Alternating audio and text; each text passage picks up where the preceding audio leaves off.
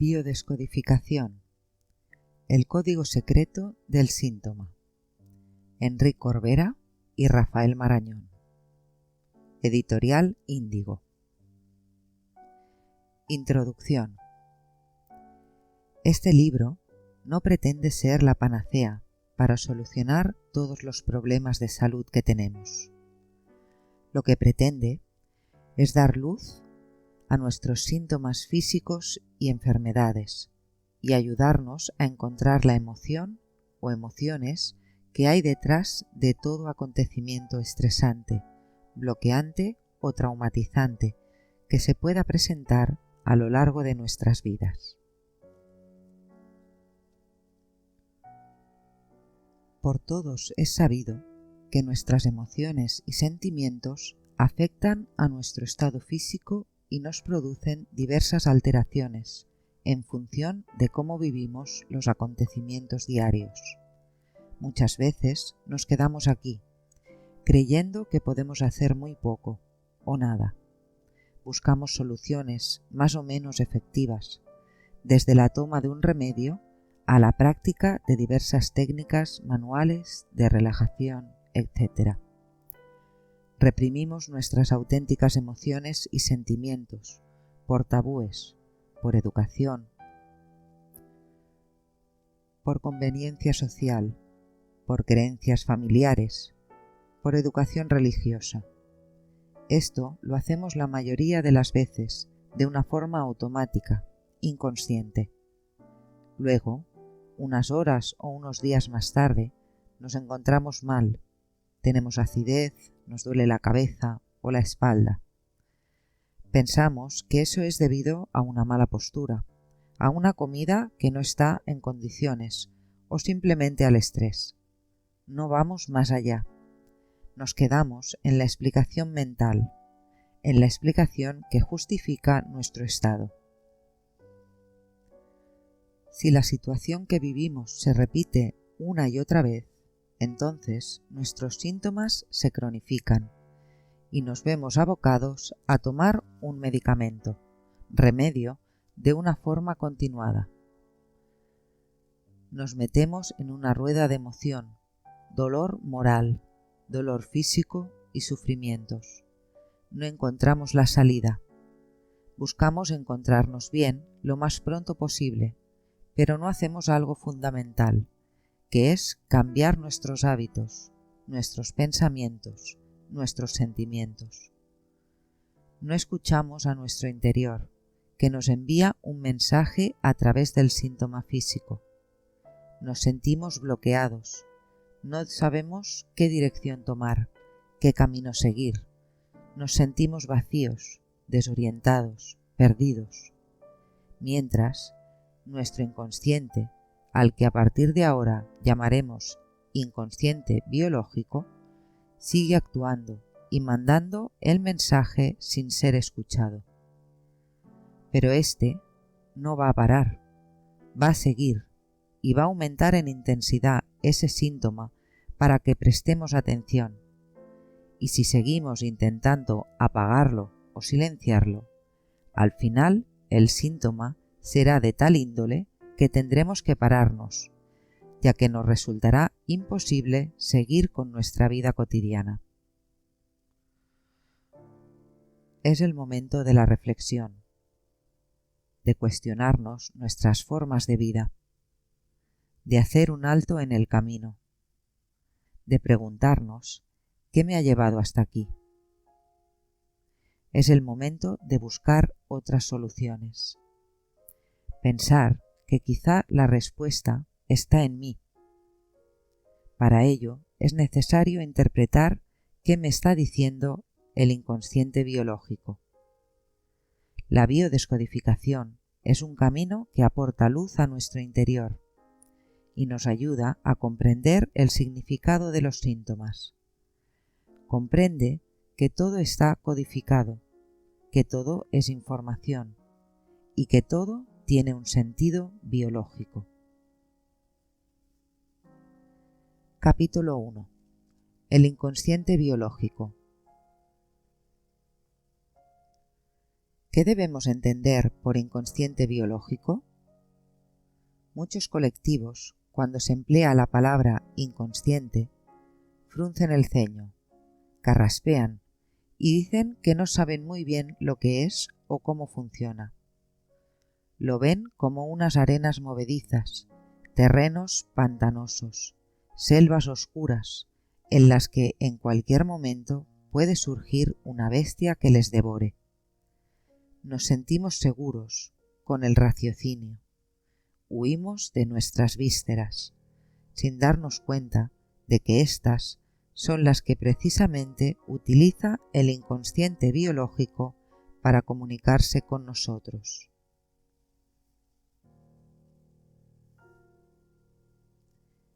¿Qué hace que una hembra, por ejemplo, de monos, entre en celo si un macho secundario mata a su prole? ¿Qué es lo que hace, o quién lo hace, que una mariposa cambie el color de sus alas cuando va a reproducirse, cuando se encuentra enferma o simplemente cuando está rabiosa? ¿Qué o quién hace que un animal se mimetice con el ambiente, con el suelo, con las hojas de los árboles o simplemente cambie de color? ¿Cómo sabe una hembra leona que el macho que la está rondando se va a quedar con ella y va a proteger a su prole, y entonces, después de días o semanas, permite que éste copule con ella? Podría seguir con multitud de ejemplos, pero lo que está claro es que detrás de todo ello hay una inteligencia, y es una inteligencia que está receptiva a cualquier estímulo que venga de afuera. La epigenética es una nueva ciencia que estudia precisamente la forma en que el medio ambiente afecta a nuestros organismos y cómo estos se adaptan en función del mensaje recibido.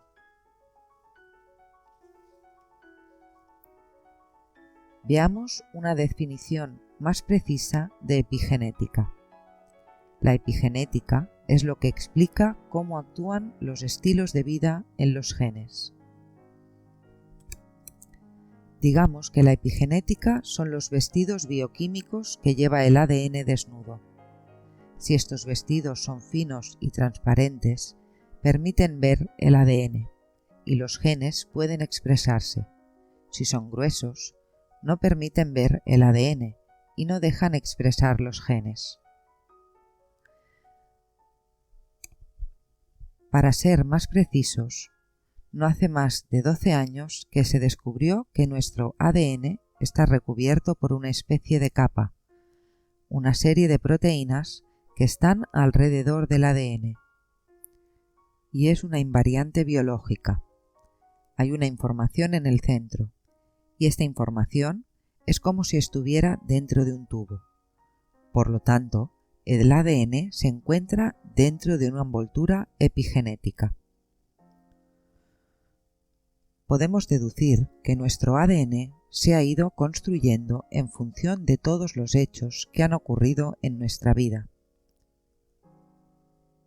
y que las proteínas que envuelven este ADN son hipersensibles a todo lo que sucede en nuestro medio ambiente.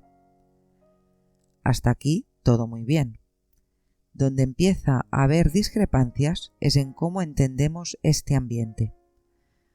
Muchos investigadores siguen enganchados al azar, a la casualidad.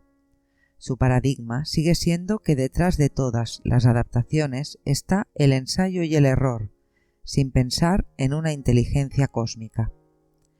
Esta inteligencia cósmica tiene los recursos para adaptarse a los distintos medioambientes mediante códigos. Muchos dicen que es la naturaleza. Pues bien, esta nos muestra su inteligencia por doquier, con una variedad de adaptaciones que está fuera de nuestra imaginación. Sabemos que los virus, las bacterias y los hongos no son los mismos en España que en el norte de Europa.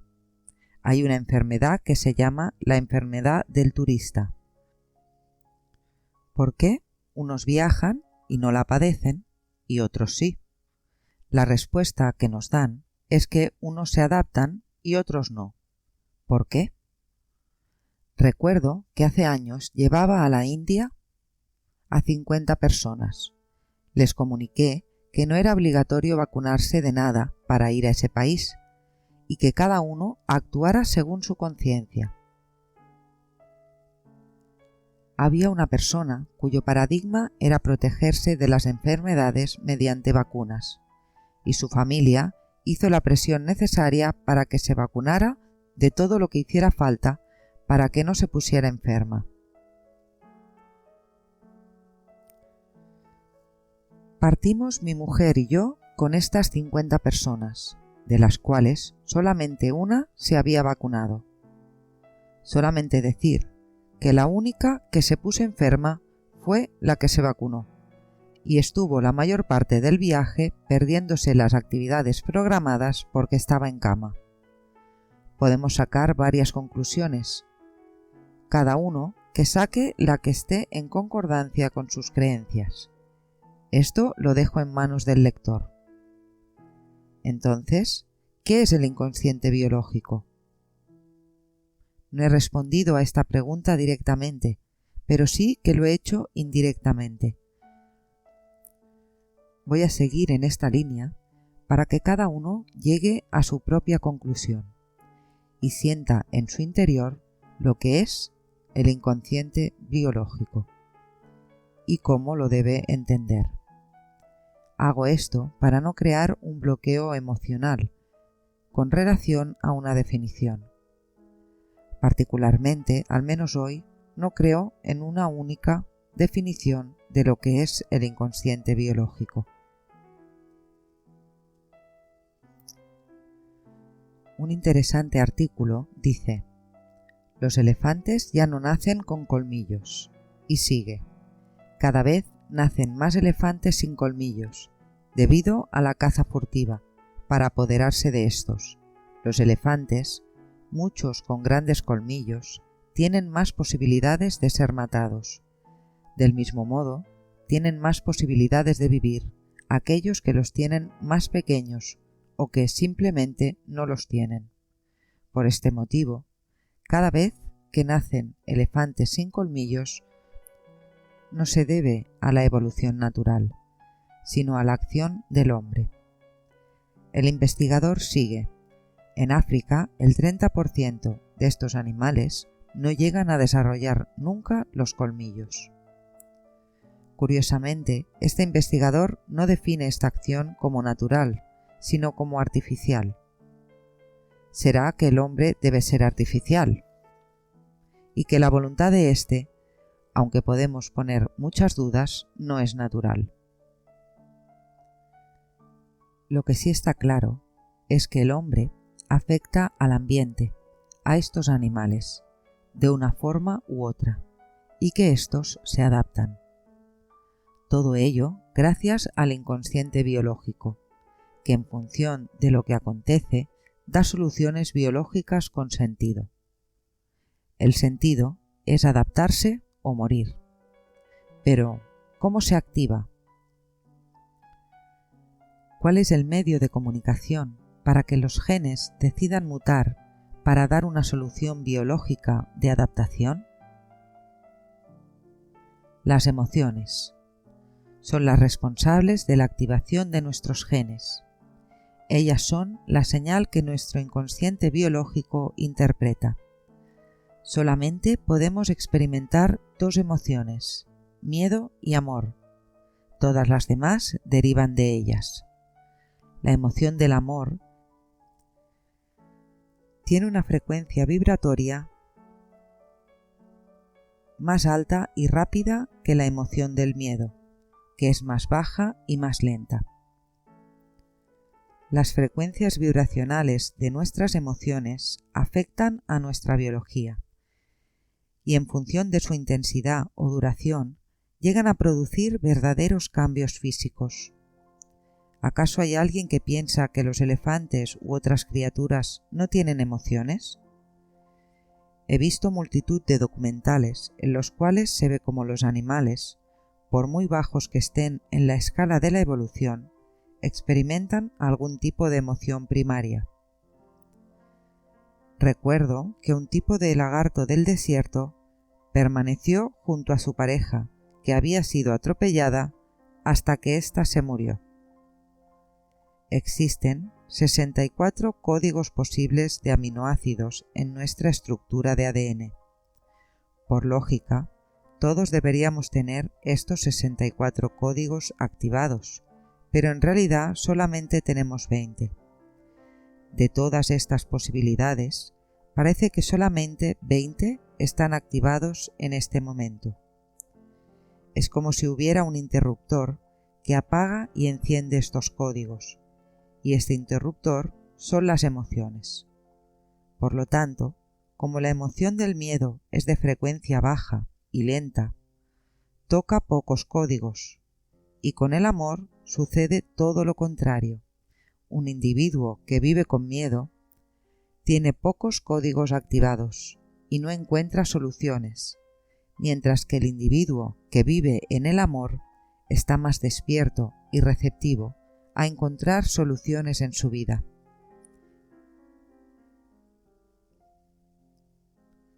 Las emociones son cuánticas, no conocen ni el tiempo ni el espacio. Por ejemplo, hoy podemos experimentar todas las emociones porque hemos tenido un gran desengaño, un gran disgusto, y este choque emocional produce una congelación neuronal que permanece de forma inalterable en nuestro inconsciente, quedando muchas veces latente. Pasa a ser activada otra vez cuando el acontecimiento se repite, aunque sea de una manera más suave. Cuando se activa, desencadena una respuesta en el ADN, y este da una respuesta de adaptación en forma de síntoma físico, que nosotros llamamos enfermedad. La enfermedad surge cuando no somos conscientes de que empleamos ciertas emociones, porque éstas no son políticamente correctas. Decimos entonces que entramos en incoherencia emocional, porque lo que pensamos, decimos, sentimos y hacemos no se corresponde con lo que realmente queremos pensar, sentir, decir y hacer. Muchas veces nuestros sentimientos y pensamientos son unos y nuestras acciones son otras, y esto hace que la incoherencia se muestre en nuestros cuerpos en forma de malestares físicos. No comprendemos o no queremos ser conscientes de que solo nos engañamos a nosotros mismos. Obviamente, nuestras emociones están mediatizadas por nuestras creencias, tal como decía anteriormente, y en la mayoría de las ocasiones nuestras actuaciones son el resultado de lo que creemos que tenemos que hacer, y esto es solamente miedo. El miedo a no ser aceptados, a no ser amados, a perder el cariño de las personas, a no ser reconocidos, y a un sinfín de matizaciones de todo lo anterior. Por eso, el trabajo de la biodescodificación es desentrañar estas emociones ocultas, reprimidas, y que se hallan en nuestro inconsciente. Estas luchan para manifestarse, para decirnos que nos estamos mintiendo, que nos estamos engañando, que nuestras acciones pueden ser correctas socialmente, pero que son corrosivas para nuestra salud. Emociones y sentimientos como la culpabilidad, una de las más corrosivas, controlan nuestras vidas y se reflejan en nuestra biología. La biodescodificación nos enseña que debemos ser responsables de nuestros pensamientos, de nuestros sentimientos y de nuestras emociones, y por descontado de nuestros actos. Cuando nos encontramos enfermos, debemos reflexionar y pensar en qué no somos coherentes. Aquí reside la clave de nuestra curación.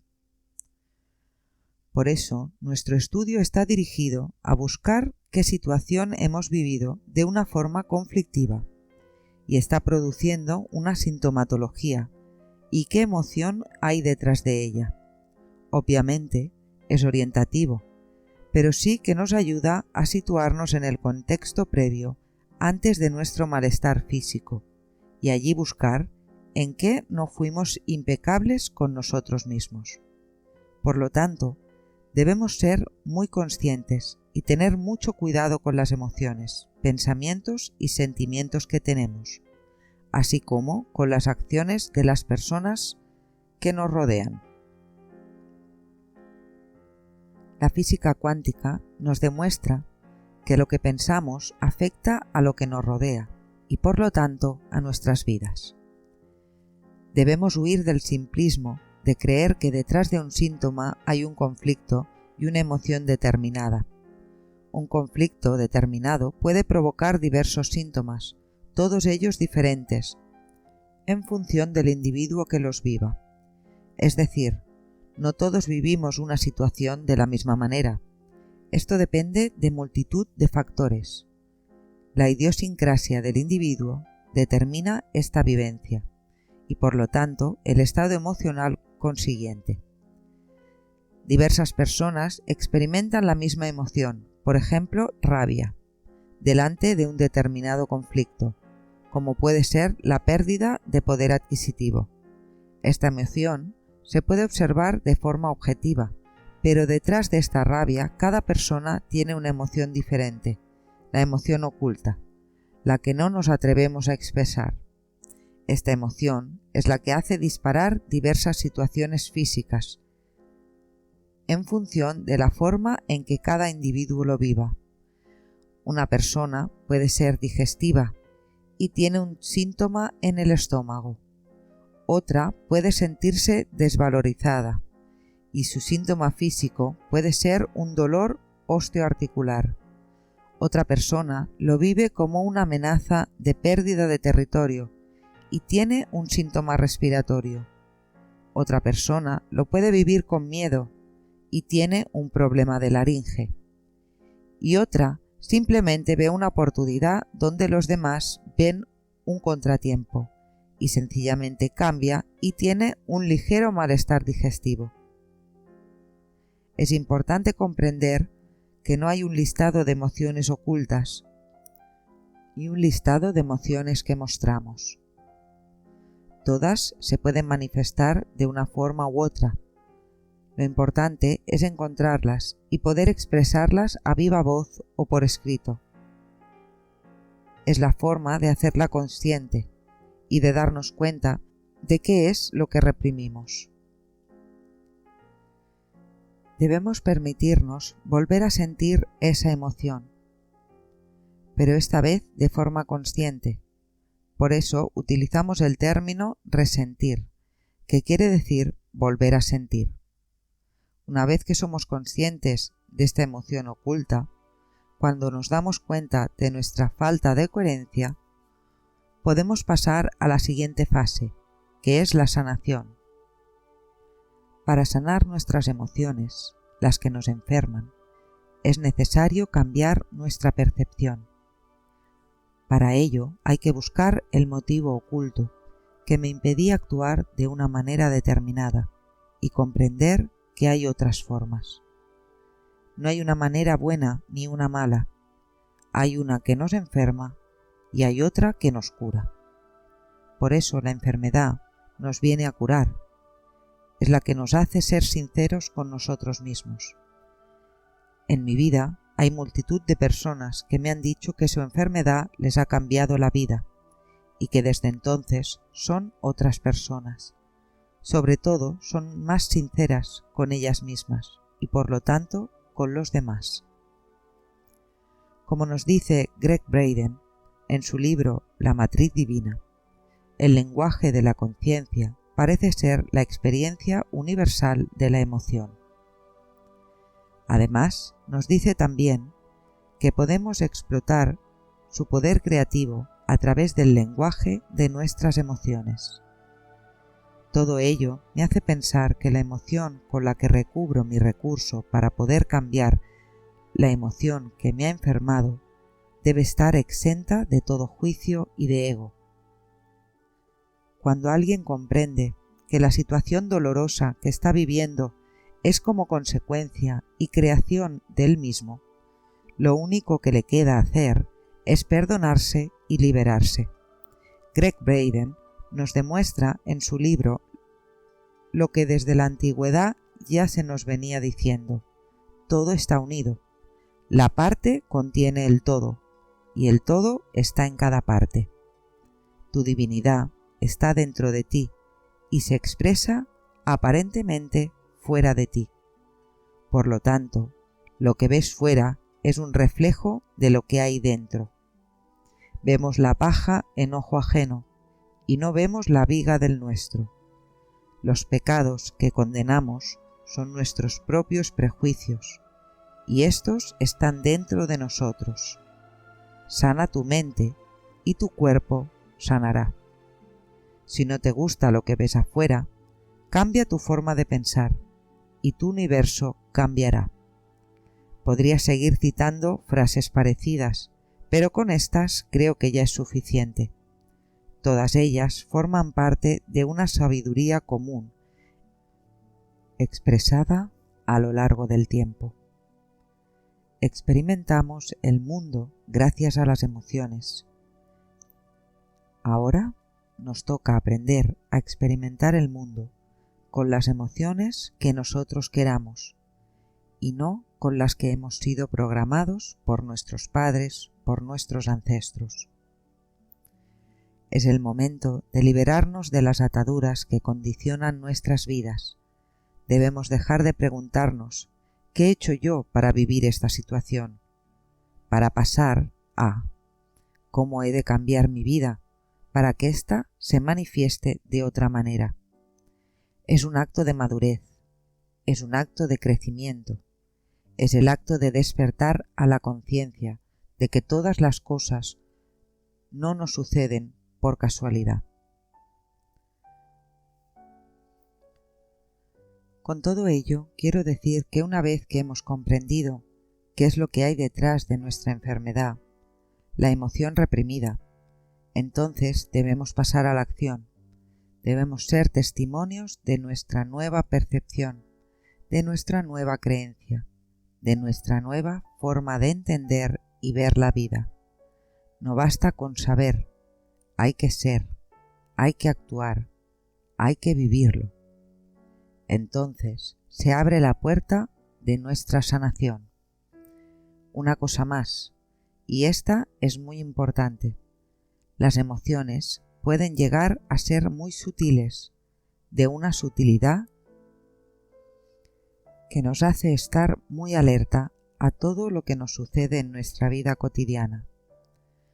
Cuanto más conscientes somos, más rápidamente actúa nuestro inconsciente biológico y con más precisión. El inconsciente biológico nos hace ser sinceros con nosotros mismos, nos hace ser impecables, nos enseña a mostrarnos como realmente somos y sentimos que somos. Ya no hay más tapujos, ya no hay más excusas, ya no hay más justificaciones.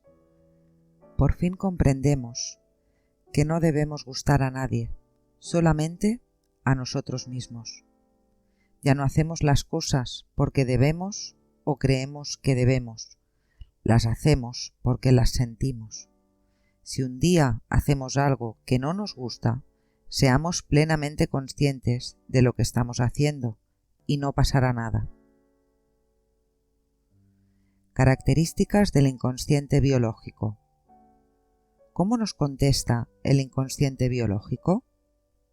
Como he venido diciendo hasta ahora, el inconsciente biológico nos contesta con nuestros síntomas, con nuestras enfermedades.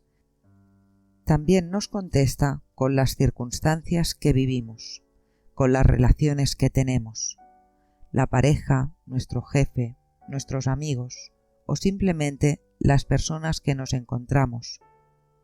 Incluso en un terapeuta, las personas que vienen a nuestra consulta.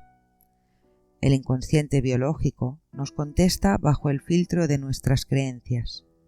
Nuestras creencias más profundas se convierten en el patrón que va a dar forma a nuestras experiencias. Para el inconsciente, que no vive la dualidad tal como la entendemos nosotros, la realidad es muy diferente. Para él, lo real es igual a lo virtual.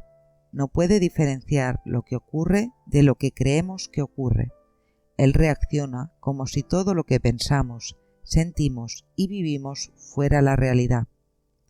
Hay una línea muy delgada entre la imaginación y la realidad.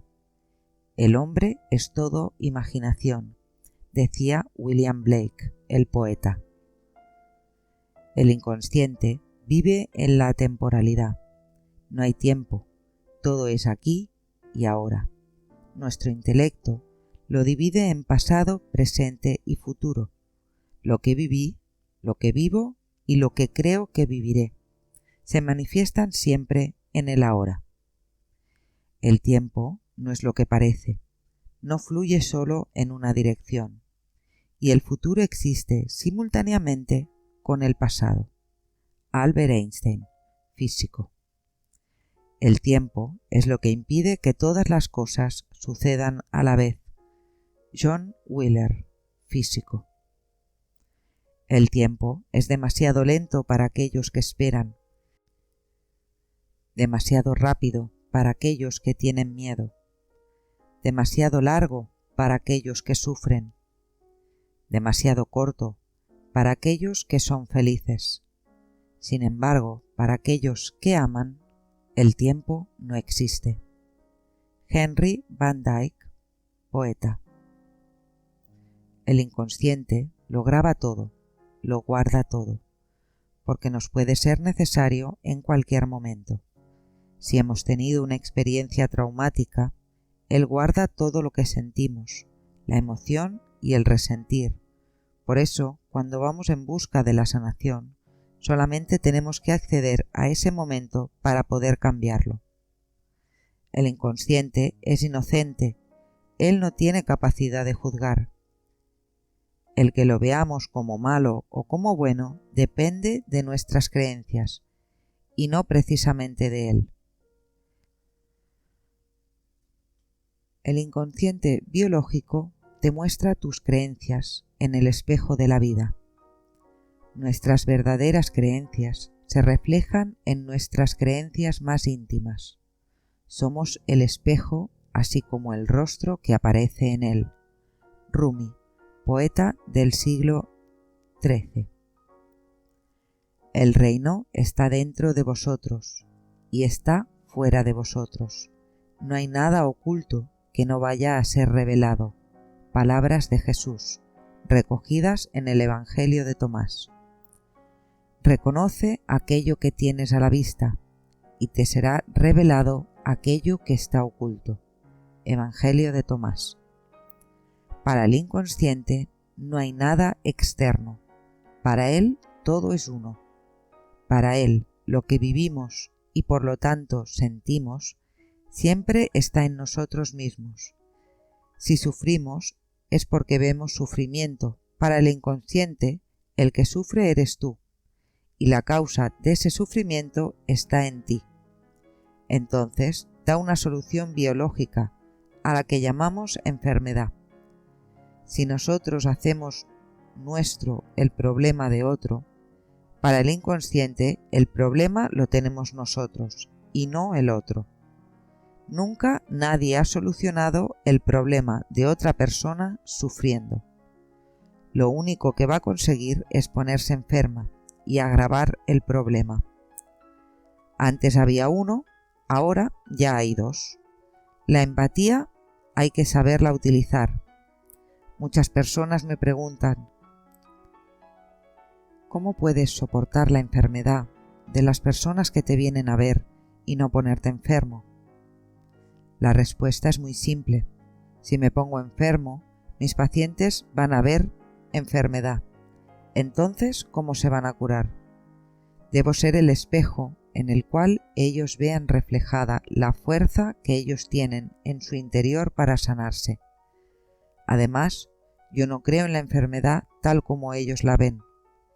Es necesario mostrarles otro paradigma para que ellos puedan vivirlo y liberarse. cómo interaccionar con el inconsciente biológico. La biodescodificación en este punto es muy ecléctica. Podemos utilizar varias técnicas y siempre será la intuición del terapeuta la que dirá cuáles emplear. Debe quedar claro que nuestro trabajo es de toma de conciencia. Cuando nuestro paciente comprende la influencia que ejercen los ancestros y que el inconsciente familiar guarda memoria de todos los hechos importantes, entonces está en posición de desarrollar un nivel de conciencia más elevado. Tenemos claro los aspectos que debemos revisar de la historia del paciente y cómo tratarlos. Pedimos a nuestro paciente que nos lleve su árbol genealógico. Como dice Alejandro Jodorowsky, todo el mundo debería conocer su árbol genealógico. La familia es nuestro cofre del tesoro o nuestra trampa mortal. Por lo tanto, lo primero que pedimos es el desarrollo del árbol genealógico, al menos hasta la tercera generación. En él deben figurar nombres, fechas completas de nacimiento y muerte, si hay abortos, muertes prematuras. Lo más importante son los secretos, los no dichos. Hay que desenterrarlos, tales como incestos, robos, problemas de herencias, abusos sexuales, matrimonios impuestos, relaciones extramatrimoniales, etc. Un segundo aspecto a tratar, y personalmente para mí el más importante, es el proyecto sentido. Hay que entender el proyecto sentido como la etapa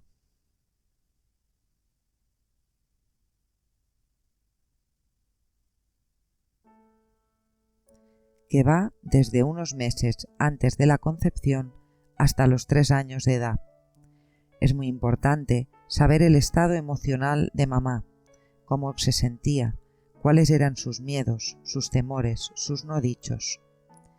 En este estadio de evolución familiar, el individuo está sometido a dos fuerzas: la fuerza de la fidelidad familiar, que actúa desde el pasado, y la fuerza creadora de la conciencia universal, que es la que nos hace individuos únicos. Normalmente, cuando le pido a mis clientes que hablen con sus padres, la mayoría de las respuestas son las mismas: todo bien, fuiste deseado, con papá normal, etc. Hay un bloqueo para ocultar estas emociones y sentimientos que no queremos o no sabemos expresar. Voy a citar un ejemplo para dar mayor luz a lo que estoy exponiendo. Una señora de 40 años con un cáncer de cuello de útero es un conflicto que pertenece al cuarto estadio, lo explicaré más adelante. El cáncer de cuello de útero es un conflicto de frustración sexual, también conflicto de no ser la elegida y también conflicto de relaciones consideradas sucias. Cuando le digo esto mismo a mi paciente, ella contesta que sus relaciones siempre han sido así y que antes del diagnóstico tenía una relación con malos tratos. Después de explicarme estos y algún asunto más, le dije: creo sinceramente que este conflicto lo tienes programado en el vientre de tu madre. ¿Cuál es la historia de tu madre cuando estabas en su vientre? Así termina la consulta. En la siguiente consulta, la señora ya ha hablado con su madre y me esperaba, todo perfecto. Le pedí que me explicara en qué situación vivía su madre cuando estaba embarazada de ella. Lo vi enseguida. Su madre se marchó de casa joven y se casó enseguida con su padre, 20 años. Se quedó embarazada de ella en el viaje de novios. Su madre le dice a su marido que debe estudiar más y ella también lo hace. Le digo: tú tienes un programa de tener a un macho que no está a tu altura. Fue como si le diera una bofetada. Me contesta: con todos los hombres que he conocido he sentido eso. No estaban a mi altura. Mi madre nos ha exigido a mi hermano y a mí que estudiásemos. Si yo no sacaba un 10, era como si hubiera suspendido. Todas mis parejas eran unos ignorantes con respecto a mí. Le sigo diciendo, además, viniste en muy mal momento, recién casada, con 20 años, tú molestabas a mamá. Su respuesta fue la misma que la anterior, lo resintió y me dijo, esto yo siempre lo he sabido. Con mi madre siempre ha habido un odio-amor. Ahora lo veo claro. Ahora sé lo que me querías decir. Ahora sé lo que resiento. Siempre he odiado a mi madre. No sabía por qué. Ahora lo sé. Y también sé lo que ella pasó y cómo ha vivido la relación con mi padre. Para ella la relación era frustrante. Su pareja no estaba a su nivel. Cuando terminó, le dije, es como si llevaras un cartel en la frente que dijera, busco pareja inferior a mí y que me desvalorice.